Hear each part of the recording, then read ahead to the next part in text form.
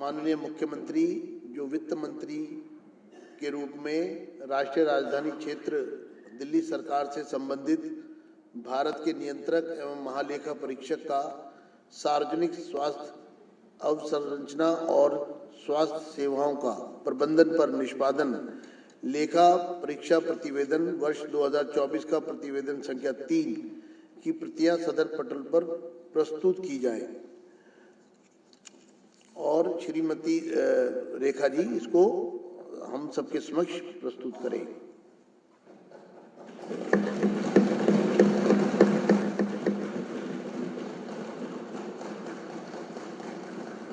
अध्यक्ष महोदय, मैं आपकी अनुमति से राष्ट्रीय राजधानी क्षेत्र दिल्ली सरकार से संबंधित भारत के नियंत्रक एवं महालेखा परीक्षक का सार्वजनिक स्वास्थ्य अवसंरचना और स्वास्थ्य सेवाओं का प्रबंधन पर निष्पादन लेखा परीक्षा प्रतिवेदन वर्ष 2024 का प्रतिवेदन संख्या नंबर 3 की प्रतियां सदन पटल पर प्रस्तुत करती हूं।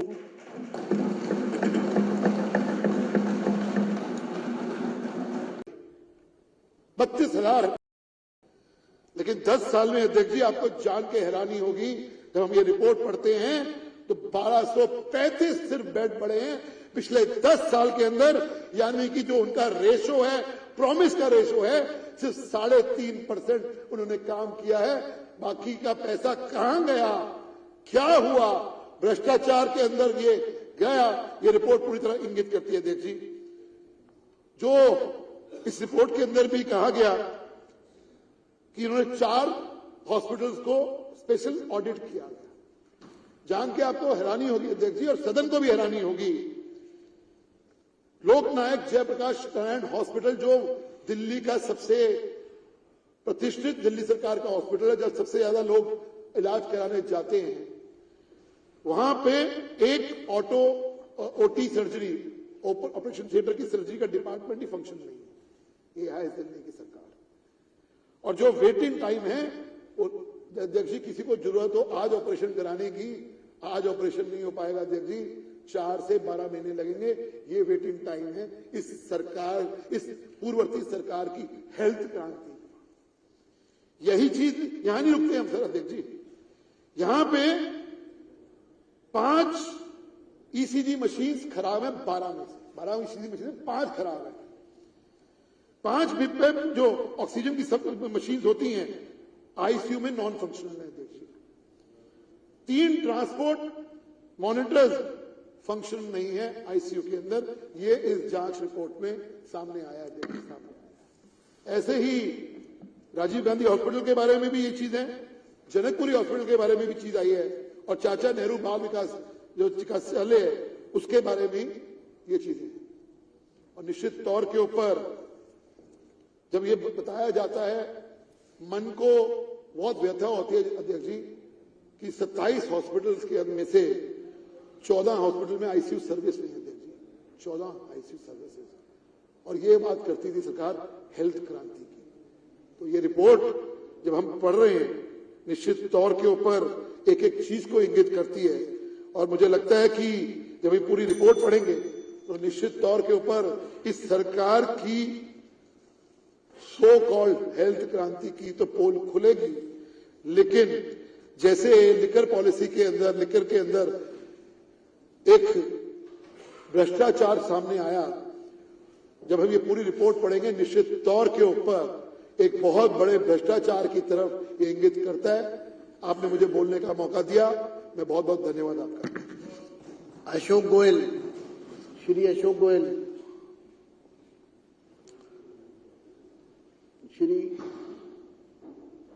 श्री अजय महावर,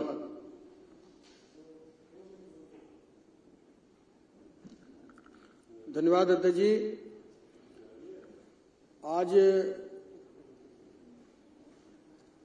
आज सीएजी रिपोर्ट की जो स्वास्थ्य के ऊपर ये रिपोर्ट सदन में रखी गई है,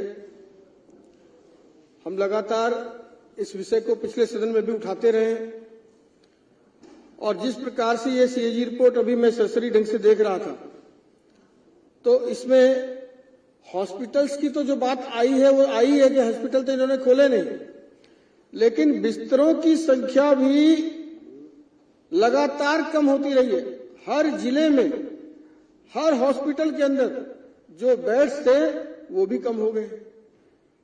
ये मोहल्ला क्लिनिक के ऊपर बड़ी पीठ थोपते थे अपनी। जो मोहल्ला क्लिनिक कोरोना के भारी संकट में कोरोना की टेस्टिंग तक उपलब्ध ना करा पाए, वो कैसी वर्ल्ड क्लास मोहल्ला क्लिनिक की ये बात करते थे, इनको अपने मुंह पर शर्म भी नहीं आती थी। यहां पर रिपोर्ट में बहुत सारी चीजों का जिक्र अभी हरीश खुराना जी ने किया। एम्बुलेंस की हालत इतनी बुरी है, जो इमरजेंसी एम्बुलेंस हो या कॉल वाली एम्बुलेंस हो, उसमें भी निरंतरता गिरावट आई है। एम्बुलेंस की संख्या में लगातार 2016 से लेकर 22 तक लगातार गिरावट आई है। ये बातें बनाते थे बहुत बड़ी बड़ी, ये कहते थे कि हमने इतना ज्यादा बजट शिक्षा और स्वास्थ्य में दिया है, लेकिन दिल्ली का स्वास्थ्य बिल्कुल खराब कर दिया। वो पिछली बार एक बार अभय जी ने जिक्र किया था, एक व्यक्ति आया था खांसता खांसता, पूरी दिल्ली को आज खांसने पर मजबूर कर दिया। आप इसमें सीएजी रिपोर्ट में जितनी भी चीजें, जितनी भी डिटेल्स हैं, उन सब में चाहे दवाइयों का मामला हो, आज इतना ही नहीं, जो पशुओं की दवाई का मामला है उसमें भी इसमें डिटेल से जानकारी है। यहां तक कि कुत्तों के काटने से जो रेबीज का इंजेक्शन लगता है वो भी उपलब्धता पूरे हॉस्पिटल्स में उपलब्ध नहीं है, उसकी भी ये सरकार संज्ञान नहीं ले पाई। जो शव गृह वैन उपलब्धता होती है उसकी भी उपलब्धता नहीं हो पाई। इस सरकार ने पिछले 10 साल में सब गृह वैन को भी मेंटेन करने में ये असफल रही, और जो सीटीएस के जो बेड़े थे, इनके पर्याप्त कॉल्स वाले एम्बुलेंस के साथ उसके अपेक्षित उपकरण और दवाइयां वो भी उसमें उपलब्ध नहीं थी। इनकी जो आहार विज्ञान विभाग है उस सेवा से भी ये इनकी पूरी की पूरी आप देखिएगा नहीं है। नमूना जांच जितने भी हुए हैं, जितने भी नमूने के जांच हुए हैं, उसमें भी आप देखेंगे, चाहे एलएनएच हो, चाहे आरजीएचएस हो, सीएनबीसी हो, जीएचएस हो, किसी में भी किसी भी मानदंड को ये पूरी तरह से नहीं मेकअप कर पाए, और ये अपनी पीठ खाली थपथपाते रहे, झूठ बोलते रहे, दिल्ली का बेवकूफ बनाने का काम करते रहे। लेकिन अब दिल्ली जाग गई है। मैं बधाई देता हूं आदरणीय मुख्यमंत्री जी को, मैं बधाई देता हूं कि इस पूरे काउंसिल ऑफ मिनिस्टर्स को, जिन्होंने पहली ही इसमें सदन में इसको पेश किया है।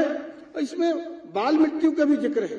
बाल मृत्यु भी लगातार इस सरकार के 2017-18 से अगर आप देखें तो 3.65% इसमें वृद्धि हुई है, और 21,870 बाल मृत्यु में 798 मामलों में इसमें गड़बड़ी पाई गई है। लेकिन इसके लिए भी पिछले दिनों राजीव गांधी सुपर स्पेशलिटी जो हॉस्पिटल है, कोरोना के बाद भी उसमें ऑक्सीजन की वजह से, डिपार्टमेंटल जो मशीनरीज है उनकी गड़बड़ी के माध्यम से काफी लोगों की मौत हुई है। और आपको ध्यान होगा, मोहल्ला क्लिनिक में गलत दवाई दी थी, जिससे कई सारे छोटे छोटे बच्चों की जो पैदा हुए थे और 5 साल तक के बच्चों की, बहुत सारे बच्चों की मौत हुई थी, जिसकी जांच के लिए भी आपको याद होगा दत्त जी, आप उस समय नेता प्रतिपक्ष थे, यहाँ पर हम लोगों ने इस सदन में ही आवाज उठाई थी, उसके लिए भी आज तक ये सरकार कुछ भी नहीं कर पाई। कुल मिलाकर के चाहे किसी भी विषय हो, स्वास्थ्य विभाग में पूरी तरह से अपनी पीठ थपथपाने वाली ये सरकार पूर्ण रूप से विफल रही है। इसकी कोई भी, चाहे नर्सिंग की हो व्यवस्था और चाहे हॉस्पिटल की या मोहल्ला क्लिनिक की, हर विभाग में पूरी तरह से इस फेल सरकार की हम पूरी तरह से निंदा करते हैं। और इसमें जो सीएजी रिपोर्ट में इसमें अनियमितताएं दर्शाई गई है, और उस अनियमितता के पीछे जो भ्रष्टाचार छुपा है, चाहे वो नकली दवाई हो, एक्सपायरी डेट की दवाई हो, चाहे एक बार इन्होंने बात की थी मोटर बाइक एम्बुलेंस की, 15 मोटर बाइक एम्बुलेंस एक बार चित्र में छपा और करोड़ों रुपए के विज्ञापन छाप दिए, लेकिन वो दोबारा कभी दिल्ली की सड़कों पर दिखी नहीं। इस सवाल इस सवाल को हम खड़ा करते हैं और ये पूरी तरह से जिस जिस क्षेत्र में स्वास्थ्य विभाग की अनियमितता हुई है और भ्रष्टाचार के दायरे में आते हैं, मैं सदन से और आपसे गुजारिश करूंगा कि भ्रष्टाचार की व्यापक जांच हो और उन जांच से जो भी दोषी हो उस पर कड़ी से कड़ी कार्रवाई की जाए। बहुत बहुत धन्यवाद। श्री राजकुमार भाटिया।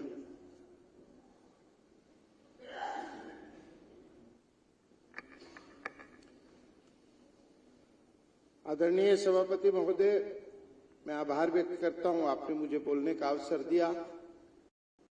साधुवाद की पात्र हैं दिल्ली की यशस्वी मुख्यमंत्री बहन श्रीमती रेखा गुप्ता जी और उनका मंत्रिमंडल, जिन्होंने दिल्ली की पहली जरूरत हेल्थ को, कैग रिपोर्ट को सदन के पटल पर रखा है। अभी सरसरी तौर पर देखते हुए हेल्थ में जो सबसे बड़ा फैक्टर है वो स्टाफ, मशीनरी और मरीज, 3 बिंदुओं पर टिकता है और तीनों बिंदुओं में ही हिंदी के वर्जन पेज 22 पर जो अभी देखने को मिला है, चयनित अस्पतालों में कर्मचारियों की स्थिति, एक हॉस्पिटल में डॉक्टरों की जो भर्ती थी या डॉक्टरों की जो जरूरत थी उसमें 50 से 74% के पद जो है वो रिक्त पाए गए हैं और ये हॉस्पिटल है RGCH, Rajiv Gandhi hospital, super specialist hospital, जिसका सीधा सीधा नियंत्रण दिल्ली सरकार के अंतर्गत था। और पैरामेडिकल स्टाफ में भी 22 से 56% नियुक्ति पद खाली पड़े हुए थे, जिसका कभी भी भरने के लिए कोई प्रयास नहीं किया गया। और सबसे चिंताजनक स्थिति नर्स, जो 24 घंटे उपलब्ध रहती है मरीजों के लिए, नर्सिंग स्टाफ में 73 से 96% तक की कमी यहां पर रिपोर्ट की गई है, जो आपके सामने इस तालिका में दर्शाई गई है। और इसके साथ साथ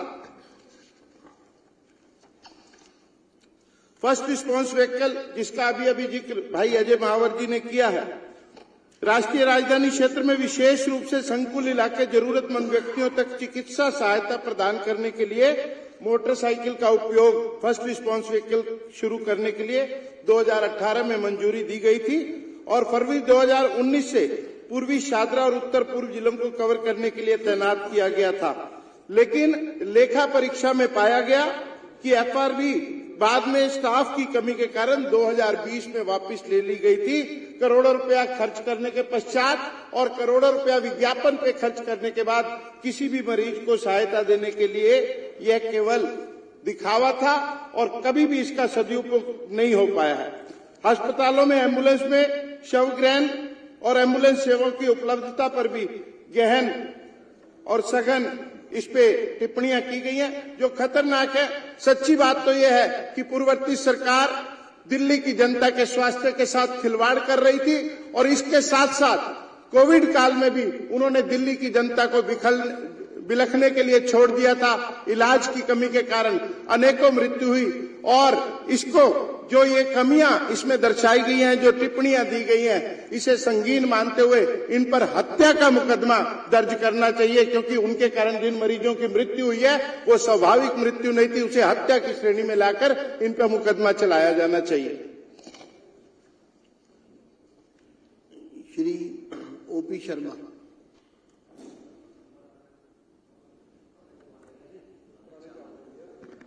धन्यवाद अध्यक्ष जी। ये कई बार लगता है ये कैग रिपोर्ट रामायण की तरह हम पेश कर रहे हैं, जिस तरह हमारे धार्मिक ग्रंथ होते हैं। इस कैग रिपोर्ट को मैंने जो पढ़ा, जो देश और दुनिया का सबसे बड़ा भ्रष्टाचार मोहल्ला क्लिनिक का है, इसका इसमें कहीं उल्लेख नहीं है। ये एक बड़ी अजीब सी बात है। मैं शर्मा जी आपको बताना चाहता हूं, अभी पार्ट 2 भी है इसका। पार्ट 2 भी है, तो मैं बताया था पहले, चाहिए था ना। हम तो इसे समग्र समझ के इसकी वो कर रहे हैं। तो इसमें कहना यह है, केजरीवाल सरकार ने स्वास्थ्य और शिक्षा के नाम पे जो बहुत बड़ा बजट का हिस्सा प्रतिशत जो रखा, वो केवल इसलिए नहीं रखा कि जिससे जनता को इसका लाभ हो, वो बजट बढ़ाकर इसलिए रखा जिससे ज्यादा से ज्यादा भ्रष्टाचार का हमको मौका मिले।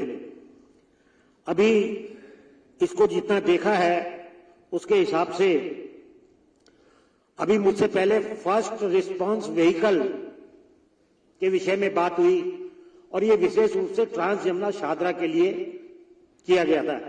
एडवांस लाइफ सपोर्ट एम्बुलेंस, ये फरवरी 2018 में इनकी घोषणा हुई।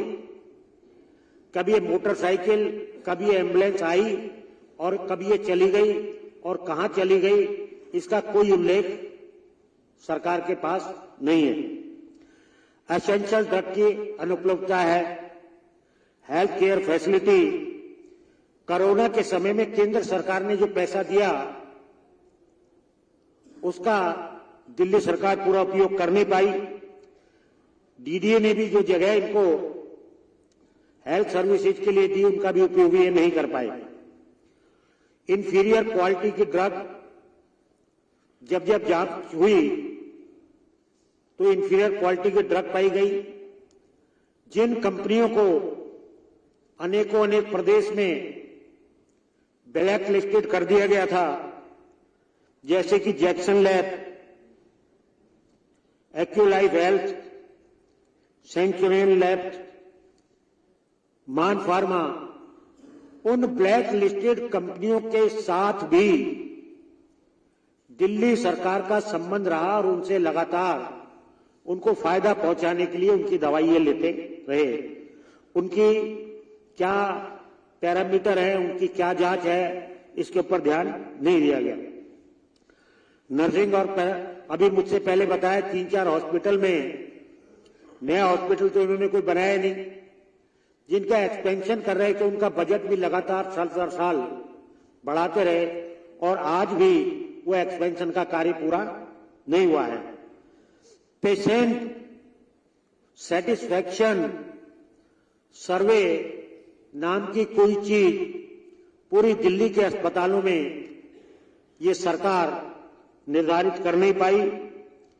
टीबी की दवा उपलब्ध नहीं है, रेबीज के इंजेक्शन उपलब्ध नहीं है, होमोफाइलिन के इंजेक्शन नहीं है और गवर्नमेंट का जो स्टॉक रजिस्टर है वो अनुपलब्ध है।